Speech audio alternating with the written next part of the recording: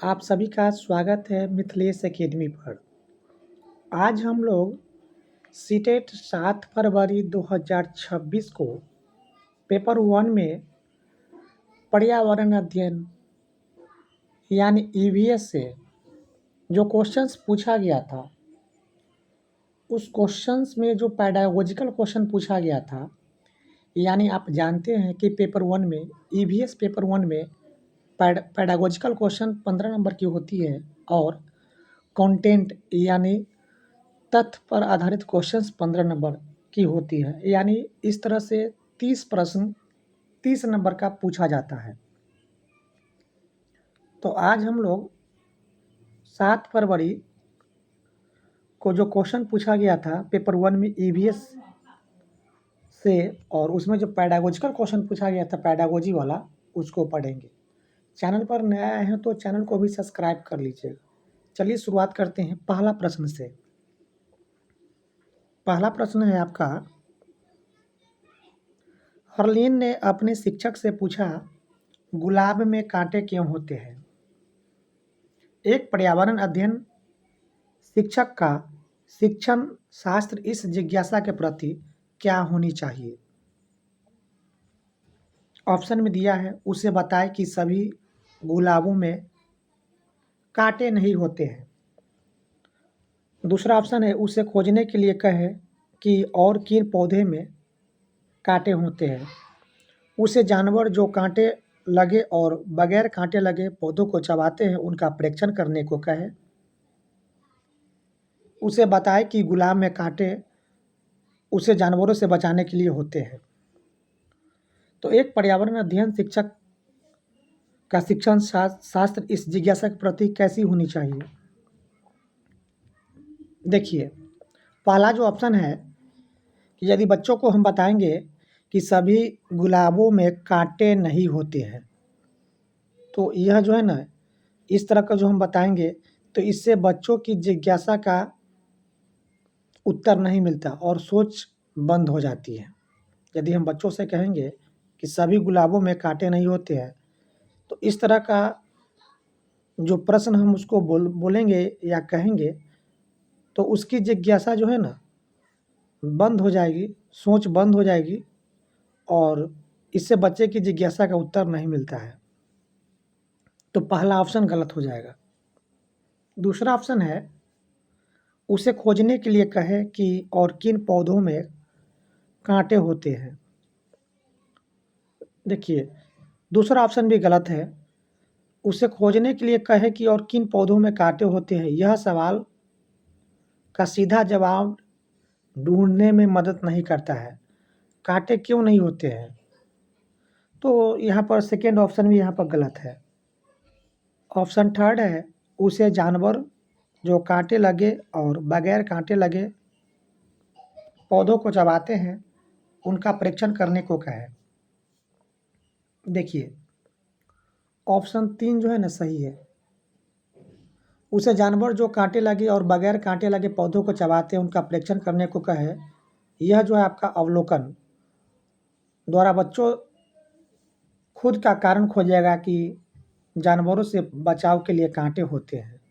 ठीक है, तो यह इस तरह का जो क्वेश्चन होता है ना, इससे बच्चों जो है ना खुद आप उसका अवलोकन करेगा कि जो कांटे जो होते हैं वह कांटा क्यों होता है, तो खुद से बचाव करने के लिए पौधे में इस तरह का कांटा होते हैं।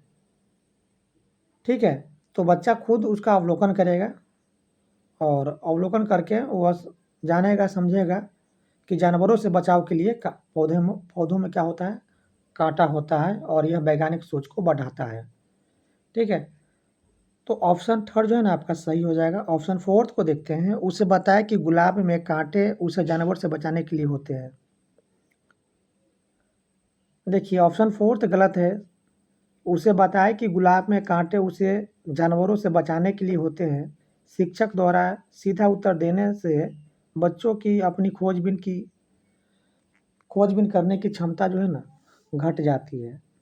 बच्चा को स्वयं करके सीखने की आज़ादी देनी चाहिए। तो ऑप्शन जो है ना फोर्थ भी गलत है। तो इस तरह से ऑप्शन थर्ड आपका सही है। ठीक है, तो दिया गया विकल्प के अनुसार सही विकल्प होगा ऑप्शन थर्ड।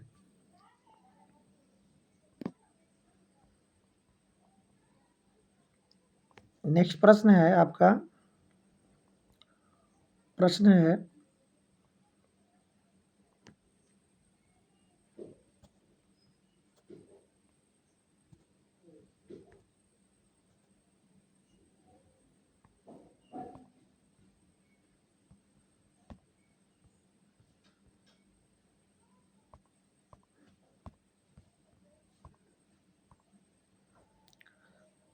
कक्षा 4 की ईशा ने शिक्षक से पूछा, गाय अंडे क्यों नहीं देती? अगर आप ईशा के शिक्षक हैं तो आपकी सर्वाधिक उपयुक्त प्रतिक्रिया क्या होगी? ऑप्शन है, उससे कहे कि जिन जानवरों के कान दिखाई देते हैं और जिनके कान नहीं दिखाई देते हैं उनका संबंध उनसे जोड़े जो जानवर अंडे देते हैं या बच्चे को जन्म देते हैं। ऑप्शन सेकेंड है, उससे स्वयं इसके कारण का पता लगाने को कहेंगे। ऑप्शन थर्ड है, कक्षा के अन्य विद्यार्थियों से ईशा के प्रश्न का उत्तर पूछेंगे। ऑप्शन फोर्थ है, आप यह उत्तर देंगे कि गाय एक स्तनधारी है जो बच्चों को जन्म देती है। सही विकल्प क्या होगा? ईशा जो है ना, शिक्षक से पूछा कि गाय अंडे क्यों नहीं देती है, तो अगर आप ईशा के शिक्षक हैं तो आपकी सर्वाधिक उपयुक्त प्रतिक्रिया क्या होनी चाहिए? पहला ऑप्शन है, उससे कहे कि जिन जानवरों के कान दिखाई देते हैं और जिनके कान नहीं दिखाई देते हैं उनका संबंध उनसे जोड़े और जो जानवर अंडे देते हैं या बच्चे को जन्म देते हैं। यह तो आपका सही उत्तर है, क्योंकि एनसीईआरटी ईवीएस कक्षा 4 में यह अवधारणा जो है ना आपका दिया हुआ है कि जिनके बाहरी कान और बाल होते हैं वे क्या देते हैं आपका, वे बच्चे देते हैं, और जिनके कान बाहर नहीं दिखाई देते हैं वे अंडे देते हैं। तो बच्चा खुद पैटर्न जोड़ लेगा। तो सही विकल्प आपका जो है ना, आपका फर्स्ट आपका यहाँ पर सही है। ऑप्शन सेकेंड को देखते हैं, तो ऑप्शन सेकेंड जो है यहाँ पर आपका, ऑप्शन सेकेंड जो है, ऑप्शन सेकेंड है, उससे स्वयं इसके कारण का पता लगाने को कहेंगे।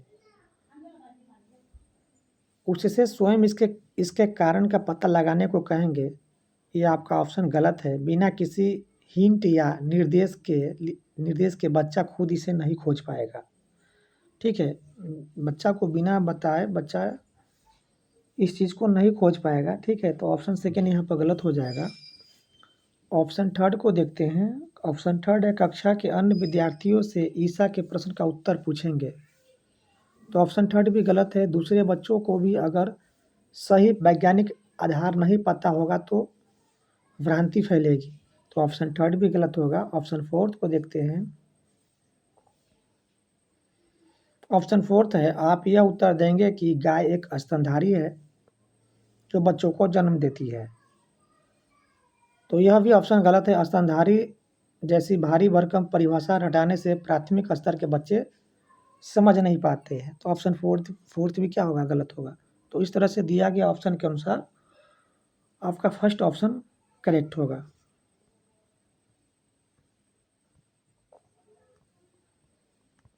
नेक्स्ट क्वेश्चन है,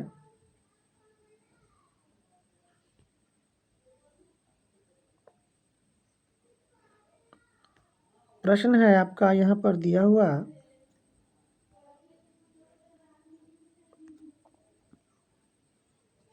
एक पर्यावरण अध्ययन शिक्षक शिक्षण और अधिगम कौशल के रूप में कहानी का प्रयोग करना चाहता है। इस हेतु निम्नलिखित में से सर्वाधिक उपयुक्त क्या है? ऑप्शन में दिया है संदर्भित कहानियाँ, लोक कथाएं, विद्यार्थी द्वारा लिखी गई कहानियाँ, आदर्शों पर आधारित या आदर्शों पर केंद्रित कहानियाँ। सही विकल्प क्या होगा? देखिए, सही विकल्प जो है ना आपका, यहाँ पर सही विकल्प होगा आपका ऑप्शन फर्स्ट ऑप्शन को देखते हैं। तो फर्स्ट ऑप्शन जो है आपका यहाँ पर संदर्भित कहानियाँ। तो संदर्भित कहानियाँ जो है आपका, यह आपका सही उत्तर होगा। ठीक है, बच्चों के संदर्भ या पर्यावरण से जुड़ी कहानियाँ, ये आपका सही ऑप्शन होगा। दूसरा है आपका लोक कथाएँ।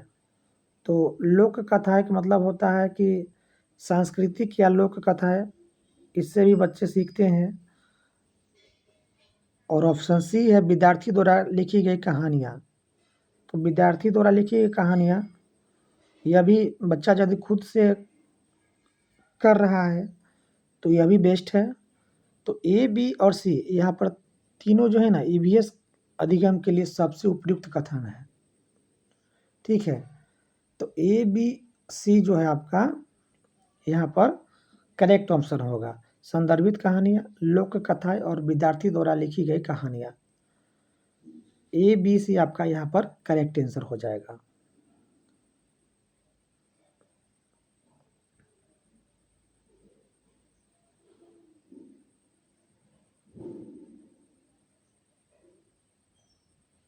चलते हैं नेक्स्ट क्वेश्चन की ओर। अगला क्वेश्चन है शिक्षक ने विद्यार्थियों से एक जानवर का चित्र बनाने को कहा। पूनम ने एक जानवर का चित्र बनाया जिसमें विभिन्न जानवरों के शरीर के भागों को प्रदर्शित किया है। शिक्षक को क्या करना चाहिए? ऑप्शन दिया है पूनम को बेतुका जानवर बनाने के लिए डांटे, पूनम से पूछे कि उसने विभिन्न जानवरों के भाग क्यों बनाए, पूनम से कहे कि ऐसा कोई जानवर नहीं होता है, पूनम से उस जानवर का नाम पूछे जो उसने बनाया है। सही विकल्प चुनना है आपको। सही विकल्प क्या होगा? देखिए, पहला जो ऑप्शन है पूनम के बेतुका जानवर बनाने के लिए डांटे, तो डांटना जो है आपका, ये आपका गलत होगा ऑप्शन। ठीक है, बी जो है आपका पूनम से पूछे कि उसने विभिन्न जानवरों के भाग क्यों बनाए। हाँ, क्वेश्चंस कीजिए, पूनम से पूछिए कि उसने विभिन्न जानवरों के भाग क्यों बनाए, तो ऑप्शन बी यहाँ पर करेक्ट हो जाएगा। ऑप्शन सी है पूनम से कहे कि ऐसा कोई जानवर नहीं होता है। देखिए,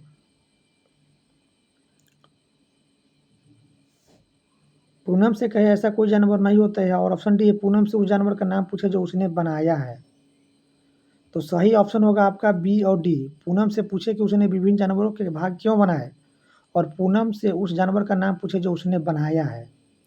शिक्षक को बच्चे की कल्पनाशीलता को समझना चाहिए और उसका बनाए काल्पनिक जानवर का नाम पूछना चाहिए। ठीक है, और आपका जो सी और यहाँ पर जो डी दिया है, सी और डी जो है आपका डांटना जो है ना, यह बच्चों की रचनात्मकता को ख़त्म करता है, तोड़ता है। ठीक है, डांटना, तो ये तो ऑप्शन सही नहीं होगा यहाँ पर। डांटना पूरी तरह से नकारात्मक है। ठीक है, और सी जो है आपका पूनम से कहे कि ऐसा कोई जानवर नहीं होता है, तो ये भी आपका क्या है, नकारात्मक रवैया है। तो दिया गया ऑप्शन के अनुसार आपका सही ऑप्शन होगा बी और डी। ठीक है, बी और डी होगा ऑप्शन फर्स्ट, यहाँ पर करेक्ट आंसर होगा। नेक्स्ट क्वेश्चन है,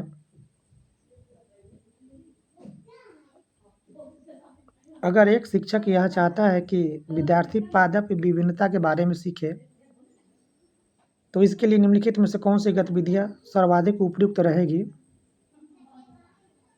ऑप्शन में दिया है विद्यार्थियों से उनके घर में उन वस्तुओं को खोजने के लिए कहना जिन पर पत्तियों के पैटर्न है, विद्यार्थियों को विभिन्न प्रकार के पौधों और उनकी विशेषताओं पर लिखी कविता सुनाना, विद्यार्थियों की आंखों पर पट्टी बांधकर पौधों की पत्तियां मसलकर उन्हें सूंघकर पहचानने के लिए कहे, विद्यार्थियों से पौधों की पत्तियां को इकट्ठा करने और पत्तियों का उपयोग करके विभिन्न जानवरों का चित्र बनाने के लिए कहें। देखिए, एक शिक्षक यह चाहता है कि विद्यार्थी पादप विभिन्नता के बारे में सीखे, यानी पौधे की जो विभिन्नता होती है उसके बारे में एक शिक्षक जो है ना बच्चों को सिखाना चाहता है, तो उसके लिए कौन सी गतिविधियाँ सर्वाधिक उपयुक्त रहेगी? तो पहला जो ऑप्शन देखते हैं हम, तो पहला ऑप्शन जो है आपका, विद्यार्थियों से उनके घर में उन वस्तुओं को खोजने के लिए कहना है जिन पर पत्तियों के पैटर्न होता है। यह क्या हो गया? खोज विधि हो गई, ठीक है। और ऑप्शन बी है, विद्यार्थियों को विभिन्न प्रकार के पौधों और उनकी विशेषताओं पर लिखी कविता सुनाना।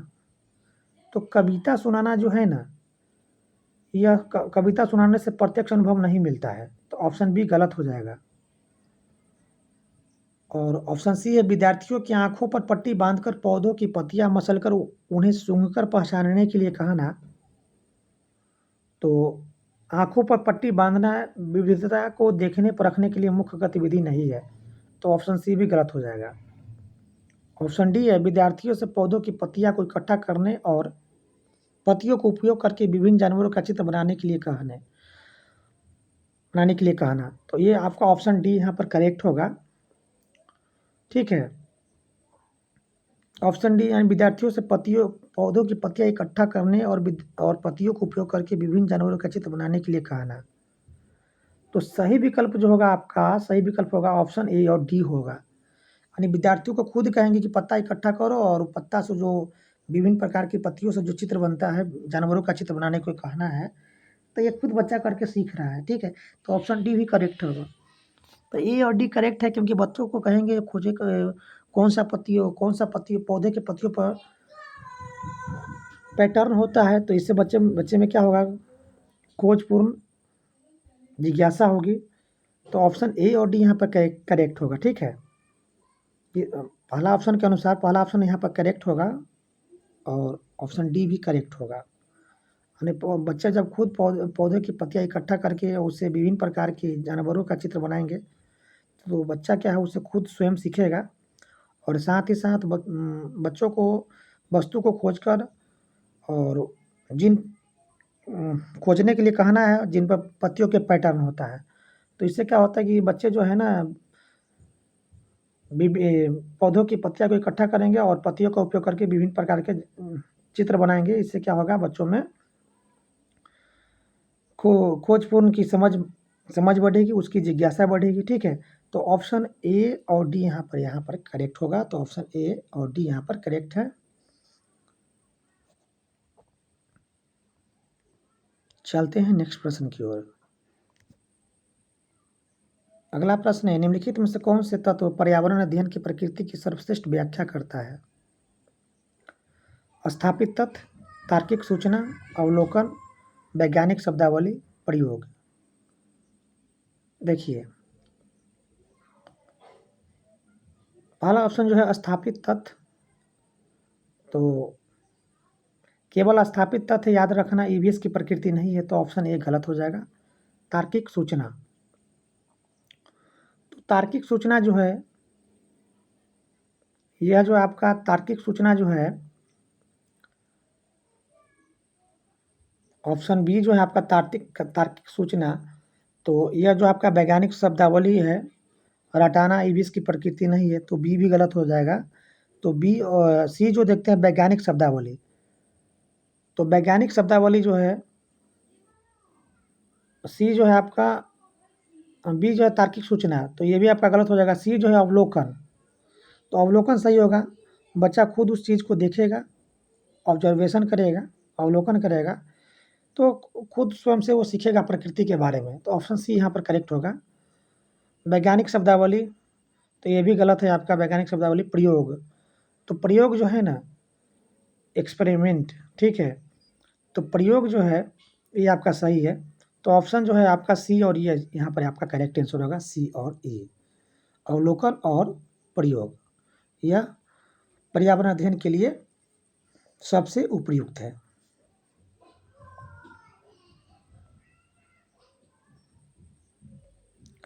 प्रश्न है, निम्नलिखित कथन ए और बी को ध्यान से पढ़िए।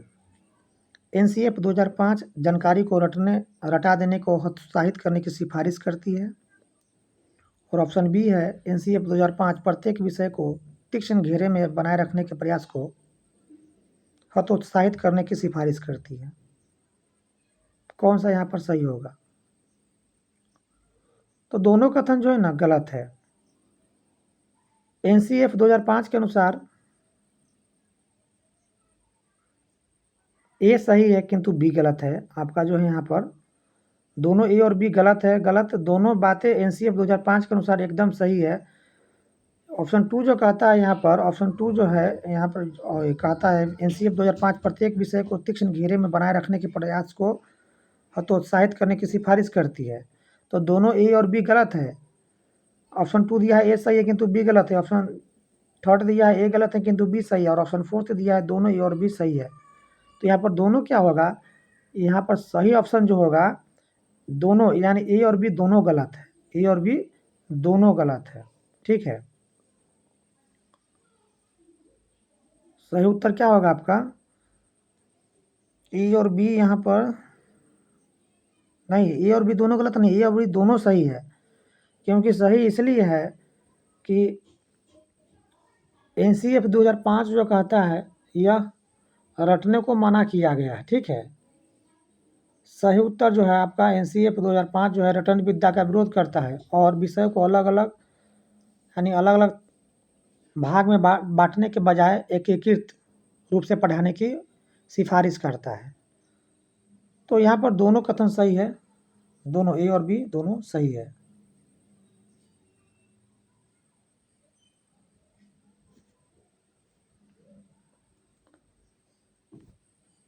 नेक्स्ट प्रश्न है,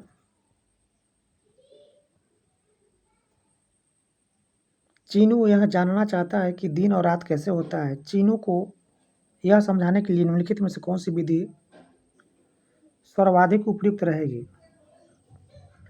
ऑप्शन है क्रियाशील मॉडल, पावर पॉइंट प्रस्तुतिकरण, कहानी द्वारा, चित्र के साथ व्याख्या। पहला जो ऑप्शन है आपका क्रियाशील मॉडल, वर्किंग मॉडल जो है आपका सही उत्तर है। ग्लोब और टॉर्च का क्रियाशील मॉडल बनाकर दिखाने से बच्चा पृथ्वी के घूर्णन और दिन रात बनने की प्रक्रिया को प्रत्यक्ष रूप से समझ सकता है। तो पहला ऑप्शन सही है। पावर पॉइंट प्रस्तुतिकरण यह ऑप्शन गलत है। स्क्रीन या पीपीटी की तुलना में 3D मॉडल से प्राथमिक स्तर के जो बच्चे होता है बेहतर सीखते हैं। तो ऑप्शन 2 यहाँ पर गलत हो जाएगा। ऑप्शन 3 है कहानी द्वारा, गलत है ये भी। खगोलीय घटना को केवल कहानी से समझाना कठिन है, इसलिए ऑप्शन 3 भी गलत है। ऑप्शन 4 को देखते हैं, चित्र के साथ व्याख्या। तो चित्र के साथ व्याख्या गलत है। 2D चित्र से पृथ्वी की गति का वास्तविक एहसास नहीं होता है। तो दिया गया विकल्प के साथ सही विकल्प होगा आपका ऑप्शन फर्स्ट, क्रियाशील मॉडल।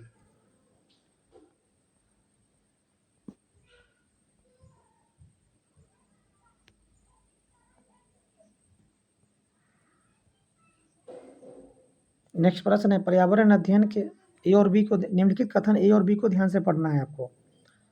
ध्यान से पढ़िए। पर्यावरण अध्ययन के अधिगम में कक्षा के बहुसांस्कृतिक स्वरूप का आदर करना चुनौतीपूर्ण है।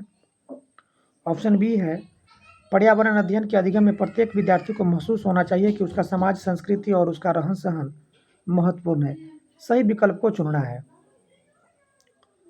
पहला विकल्प जो है आपका ए और बी दोनों क्या है यहाँ पर गलत। दोनों क्या है यहाँ पर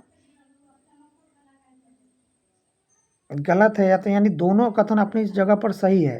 यानी पर्यावरण अध्ययन के अधिगम में कक्षा के बहुसांस्कृतिक स्वरूप का आदर करना चुनौतीपूर्ण है और पर्यावरण अध्ययन के अधिगम में प्रत्येक विद्यार्थी को महसूस होना चाहिए कि उनका समाज, संस्कृति और उनका रहन सहन महत्वपूर्ण है।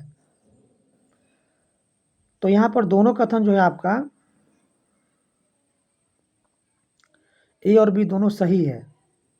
बहुसांस्कृतिक कक्षा को संभालना एक चुनौती है और हर बच्चे की पृष्ठभूमि एक समान होनी चाहिए, यह भी अनिवार्य है। तो यहाँ पर दोनों कथन जो है ना आपका यहाँ पर सही है, ए और बी दोनों सही है।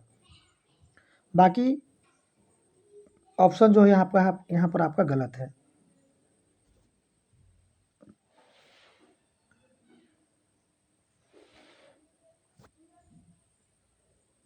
प्रश्न है, पर्यावरण अध्ययन के शिक्षक अपनी कक्षा में चर्चा का उपयोग करते हैं क्योंकि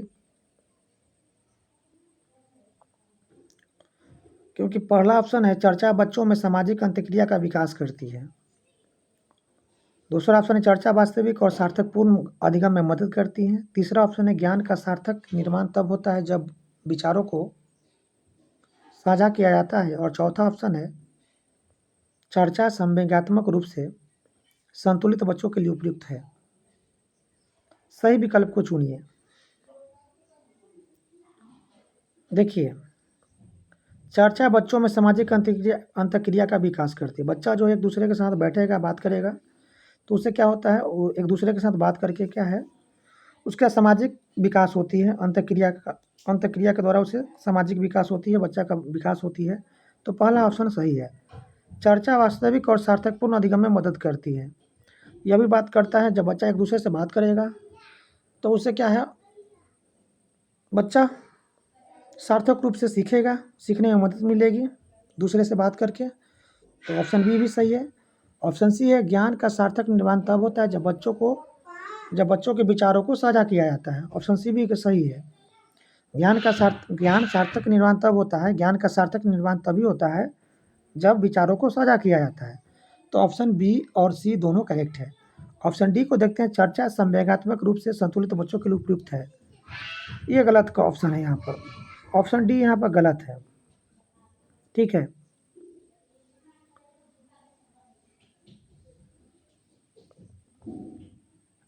चर्चा केवल संवेगात्मक रूप से संतुलित बच्चों के लिए नहीं बल्कि सही बच्चों के लिए जरूरी होती है।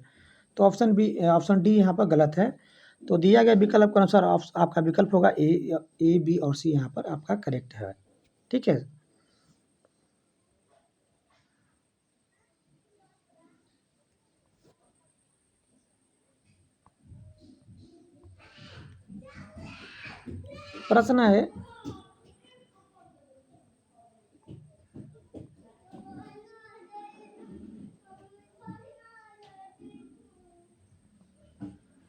प्रश्न है आपका नेक्स्ट प्रश्न है,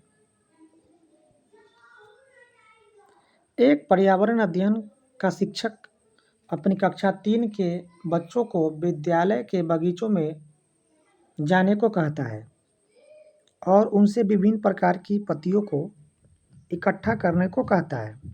निम्नलिखित में से किस प्रक्रिया कौशल को शिक्षक बच्चों में विकसित करना चाहता है? पहला ऑप्शन है केवल प्रयोग करना, केवल वर्गीकरण करना, सृजनात्मक अभिव्यक्ति और पत्तियों के साथ प्रयोग, अवलोकन और वर्गीकरण। देखिए, केवल प्रयोग करना गलत है, यह सिर्फ प्रयोग नहीं है। केवल जहाँ रहेगा ये आपका नेगेटिव वर्ड है। केवल वर्गीकरण ये भी आपका नेगेटिव वर्ड है। सृजनात्मक अभिव्यक्ति और पत्तियों के साथ प्रयोग, तो सृजनात्मक अभिव्यक्ति और पत्तियों के साथ प्रयोग यह भी गलत है। यहाँ पत्तियों के वैज्ञानिक गुण या प्रकार देखने पर जोर है, तो ऑप्शन थर्ड भी गलत है। अवलोकन और वर्गीकरण, हाँ, अवलोकन और वर्गीकरण यह सही है। बगीचों में जाकर पत्तियाँ बच्चा देखेगा और उसका अवलोकन करेगा और रंग आकार के आधार पर अलग अलग करेगा, यानी वर्गीकरण करेगा, क्लासिफिकेशन करेगा। तो ऑप्शन फोर्थ यहाँ पर सही है, अवलोकन और वर्गीकरण।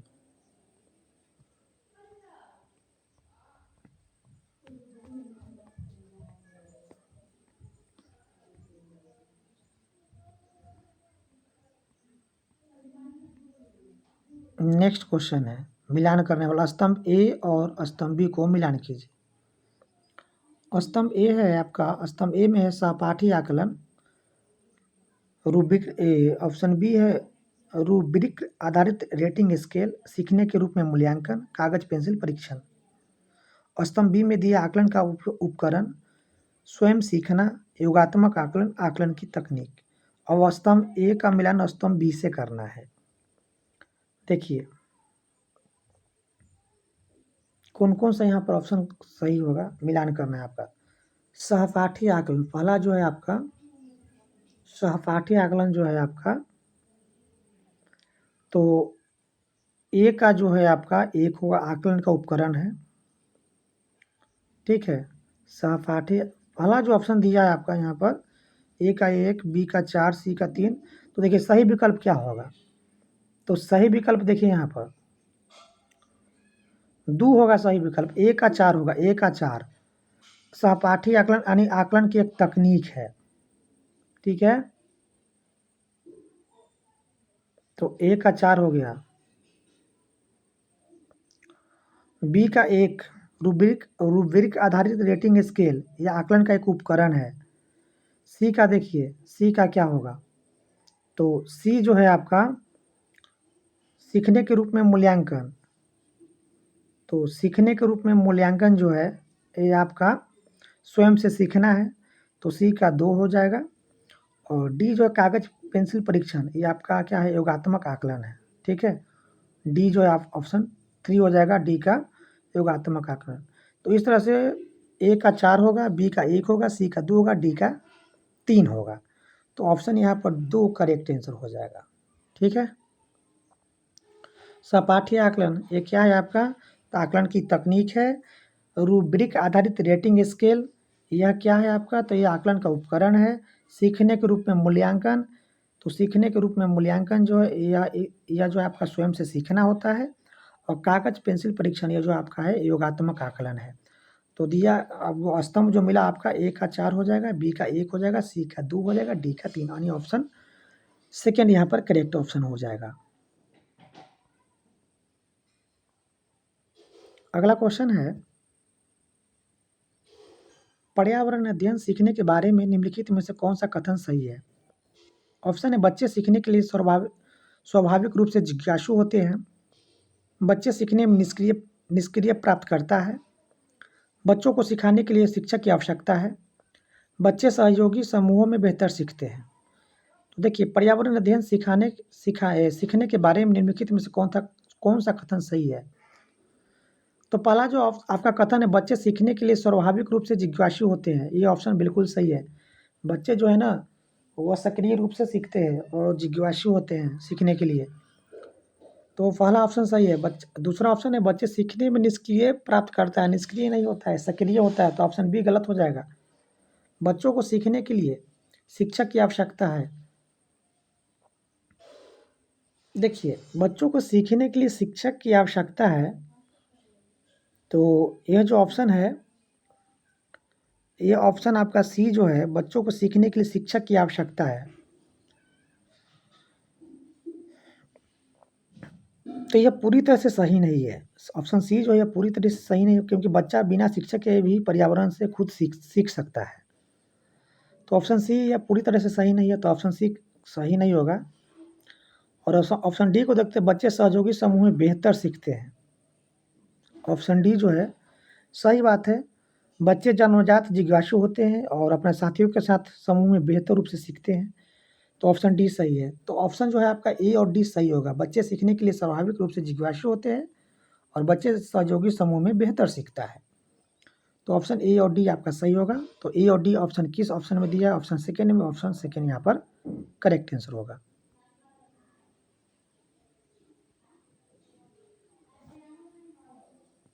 नेक्स्ट प्रश्न है, निम्नलिखित में से कौन से घटक पर्यावरण अध्ययन के अर्थ की सर्वश्रेष्ठ व्याख्या करते हैं? तथ्यों का संग्रह, अवलोकन, प्रश्न पूछना, प्रयोग। सही विकल्प चुनिए।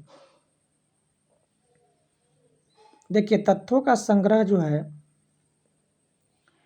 तो यह गलत ऑप्शन है। ऑप्शन बी जो है अवलोकन, तो अवलोकन जो है यह तथ्यों को जमा करना, यह गलत है। यह ईवीएस का मुख्य अर्थ नहीं होता है।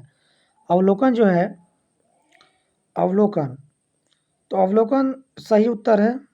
चीज़ों को देखना, परखना, अवलोकन करना, यह सही है।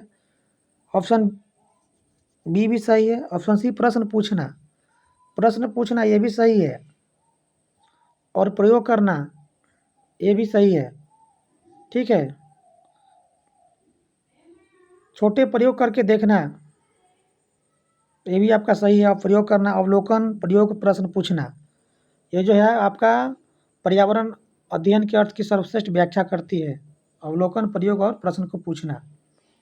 तो बी, सी और डी यहाँ पर करेक्ट आंसर होगा। ऑप्शन थर्ड यहाँ पर करेक्ट हो जाएगा।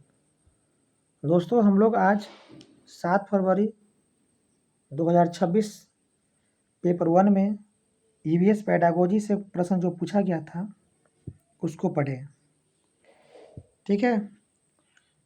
तो फिर मिलते हैं नेक्स्ट वीडियो में नेक्स्ट ईयर की प्रीवियस ईयर क्वेश्चंस के साथ।